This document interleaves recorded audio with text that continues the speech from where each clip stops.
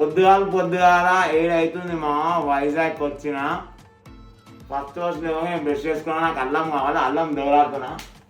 ఇక రాని పొద్దుగాల లేవగానే ఫస్ట్ నేను అల్లం తింటామా, అల్లం ఎల్లిపాయలు ఇలాచి లేవగా అన్నీ అవన్నీ లేవు, బయటకు వచ్చినాక అల్లంతో అడ్జస్ట్ అయిపోతా.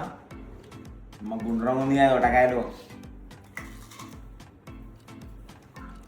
అండ్ దాంతోపాటు వాటర్ కూడా ఇంపార్టెంట్. మనం వాటర్ ఖచ్చితంగా తాగాలి, లేకపోతే బాడీ డిహైడ్రేట్ అవుతుంది. మనం పొద్దున్న లేచినప్పుడు ఖచ్చితంగా ఫస్ట్ వాటర్ ఎక్కువ తాగాలి, ఎందుకంటే మనం డే మొత్తంలో తక్కువ తాగుతాం కాబట్టి. వీలైతే పొద్దున మాక్సిమం ఒక 1/2 లీటర్ to 1 లీటర్ వరకు వాటర్ తాగితే బాడీ మంచిగా రిఫ్రెషింగ్ ఉంటుంది. ఇక మేము ఏమంటారు డిమార్ట్ నుంచి పాల ప్యాకెట్ తెచ్చుకున్నాము. మనకి ఏంటంటే కిచెన్ ఉంది కదా, సో మనమే చాయ్ పెట్టుకోవచ్చు. వాళ్ళని వీళ్ళని అడిగే రోజులు మనమే చాయ్ పెట్టుకోవచ్చు మంచిగా. ఇండక్షన్ స్టవ్ ఉంది, గిన్నె ఉంది, ఒటకాయలు.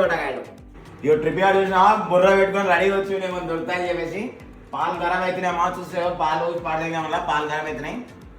అల్లం చాయ్ కదా మనకు కావాల్సింది. సో అల్లంని దంచడానికి ఏం లేదు. సో చూస్తున్నా అల్లం ఎట్లా దంచుతున్నాను, అల్లంని మొత్తం ప్రెస్ చేసేస్తున్నా. జస్ట్ మనకు ఫ్లేవర్ రానికే చాయ్లకి. మన దగ్గర ఏం లేకపోతే ఏదో ఒక టెక్నిక్ వాడాలి మా, అదే పుంజు టెక్నిక్, డాక్టర్ పుంజు. మరి ఏమనుకున్నాం మరి. ట్రిప్పిగాడు అయితే లంసా ఇంకా అస్సాం టీ అంటే చూడు వేసేస్తున్నాము. చాయ్ పత్తతో పాటు అల్లం కూడా వేసేస్తాను నేను. మంచి కడక్ చాయ్ తాగితే పొద్దుగాల మస్తు మైండ్ పనిచేయదు మా. మరీ కడక్ అంటే మొత్తం కలిపేస్తే ఆ మొడగొడిచిపోతారు. చూస్తే నేను అల్లం కూడా దంచి పెట్టేసాను మొత్తం. సో అల్లంని కూడా అలా వేసేస్తాను. సో చూస్తే శ్రీకాంత్ పరేషాన్లో పడ్డాడు, చాయ్ దగ్గర నిలబడ్డాడు. సో చిన్న పెట్టాలి, ఇండక్షన్ కాదు మా, ధర్మాన్ని పుస్తకం ఉంటుంది. బోయా అయితే బ్రెడ్ తింటుండు, bread boy Boya bread jam తినేస్తాడు మా.